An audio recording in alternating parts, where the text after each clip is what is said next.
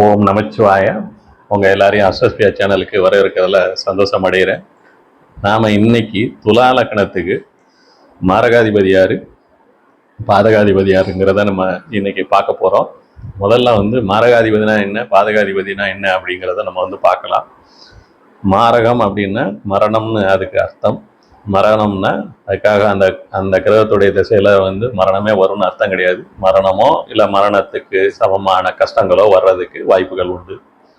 பாதகாதிபதினா என்ன அப்படின்னா, ஒன்றை நமக்கு கொடுத்து அந்த கொடுக்கக்கூடிய பலன் மூலியமா நமக்கு கஷ்டத்தை கொடுக்கறது தான் பாதகாதிபதி.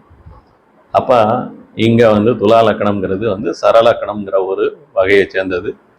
இங்கே 2-7க்குரிய கிரகம் மாரகாதிபதியாகவும் 11ஆம் இடத்துக்குரிய அதிபதி பாதகாதிபதியாகவும் வரும். இங்கே 2ஆம் இடம் 7ஆம் இடத்துக்குரிய அதிபதி செவ்வாய் துலா லக்னத்துக்கு. அப்போ 2ஆம் இடம்ங்கிறது குடும்பஸ்தானம், பொருளாதாரம். அதே மாதிரி 7ஆம் இடம்ங்கிறது இவங்களுக்கு இவங்களுடைய மனைவி அல்லது கணவனுடைய ஸ்தானத்தை குறிக்கக்கூடியது.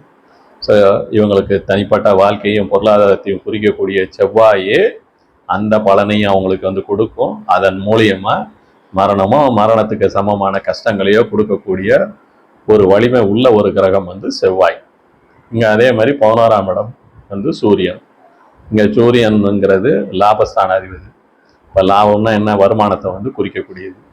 ஸோ வருமானத்தையும் கொடுத்து இல்லை அதன் மூலிமா கஷ்டத்தையும் கொடுக்கலாம், இல்லை வருமானமே கொடுக்காம அதன் மூலியமாகவும் கஷ்டத்தை கொடுக்கலாம். இங்கே 11ஆம் இடத்து அதிபதியான சூரியன் பாதகாதிபதி.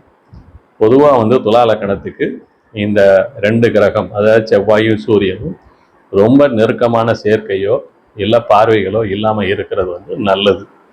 பொதுவாக பாதகாதிபதியும் அதே மாதிரி மாரகாதிபதியும் சேர்ந்த பலவிதமான கஷ்டங்களையும் துன்பங்களையும் அந்த மாரக திசையிலையோ இல்லை பாதக திசையிலையோ கொடுக்கறதுக்கு வாய்ப்புகள் உண்டு.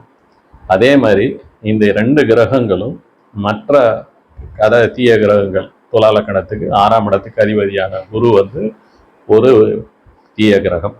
அதே மாதிரி 9-12க்குரிய புதன் 9ஆம் இடம்ங்கிற ஒரு நல்ல ஸ்தானத்துக்கு அதிபதியாக இருந்தாலும் 12ஆம் இடத்துங்கிற ஒரு தீய ஸ்தானத்துக்கும் அவன் அதிபதி. அதே மாதிரி லக்னாதிபதி 8ஆம் இடத்துக்கு அதிபதியான சுக்கிரன் ஒரு பக்கம் நல்ல இடத்துக்கு அதிபதியாக இருந்தாலும் இன்னொரு பக்கம் 8ஆம் இடத்துக்கு அதிபதி. ஸோ இங்கே செவ்வாயும் சூரியனும் குருவோடையோ சுக்கிரனோடையோ இல்லை புதனோடையோ ரொம்ப நெருக்கமான சேர்க்கை இல்லாமல் இருக்கிறது நல்லது. ஆக இந்த செவ்வாய் சூரியன் அவங்க 2 பேரும் நெருங்கின சேர்க்கை இல்லாமல் இருக்கிறது நல்லது. அதே மாதிரி மற்ற தீய கிரகங்களுடைய ரொம்ப நெருங்கின சேர்க்கையோ பார்வையோ இல்லாமல் இருக்கிறது நல்லது. அப்படி இருந்தால் அந்த மாரக அதிபதியாலேயோ இல்லை பாதகாதிபதியாலேயோ வரக்கூடிய விளைவுகள் பெரிய அளவில் இருக்காது.